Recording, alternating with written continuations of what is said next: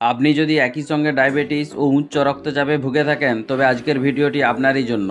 এই দুটি রোগ নিয়ন্ত্রণে রাখতে ওষুধ নয় বরং বেছে নিতে পারেন কিছু খাবার। ডায়াবেটিস ও উচ্চ রক্তচাপ নিয়ন্ত্রণে রাখতে আপনার খাদ্য তালিকায় রাখুন বিট, কুমড়োর বীজ ও রসুন। বিশেষজ্ঞরা বলছেন এই তিনটি খাবারই একসঙ্গে ডায়াবেটিস ও উচ্চ রক্তচাপ নিয়ন্ত্রণে সক্ষম।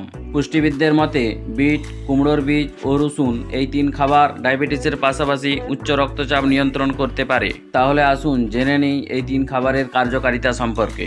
নমস্কার বন্ধুরা, আমি সুভাষ, সবাইকে মাইতি বাংলা চ্যানেলের পক্ষ থেকে স্বাগত জানাচ্ছি।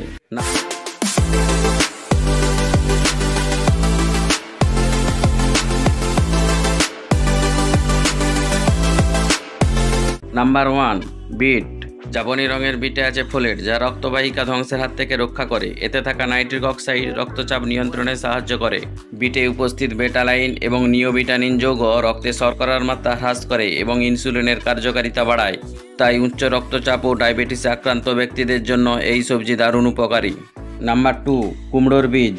সবজি হিসেবে কুমড়ো খেলেও এর বীজ বেশিরভাগ লোকেই খান না, কিন্তু আপনি কি জানেন কুমড়োর বীজে থাকা ফাইবার রক্তে শর্করার মাত্রা নিয়ন্ত্রণে রাখে। সেই সঙ্গে এতে থাকা ম্যাগনেসিয়াম ও জিঙ্কের মতো খনিজ উপাদান রক্তচাপ নিয়ন্ত্রণে রাখতে সহায়তা করে। নাম্বার 3, রসুন। ডায়াবেটিস ও উচ্চ রক্তচাপ রোগীদের খাবারে রসুনের প্রাধান্যও থাকা উচিত বলে মনে করেন গবেষকরা। রসুনে থাকা অ্যালিসিন নামক যৌগ রক্তচাপ নিয়ন্ত্রণে রাখতে সাহায্য করে, পাশাপাশি টাইপ 2 ডায়াবেটিসও নিয়ন্ত্রণে রাখে। অতএব বন্ধুরা, কেউ যদি ডায়াবেটিস ও উচ্চ রক্তচাপে ভুগে থাকেন তাহলে এই 3 ধরনের খাবার রোজকার ডায়েটে অবশ্যই রাখুন। আজ এই পর্যন্তই, দেখা হবে আরও একটি স্বাস্থ্য সচেতন ভিডিও নিয়ে। ভিডিওটি ভালো লাগলে বেশি বেশি করে বন্ধুদের সাথে শেয়ার করে রাখুন এবং চ্যানেলটিকে লাইক ও সাবস্ক্রাইব করে পাশে থাকা বেল আইকনটি প্রেস করে নোটিফিকেশনটি অন করে রাখুন, যাতে করে মাইতি বাংলা চ্যানেলের গুরুত্বপূর্ণ ভিডিওগুলি সবার প্রথমে আপনার কাছে পৌঁছে যায়। সবাই ভালো থাকুন, সুস্থ থাকুন। ভিডিওটি শেষ পর্যন্ত দেখার জন্য অসংখ্য ধন্যবাদ।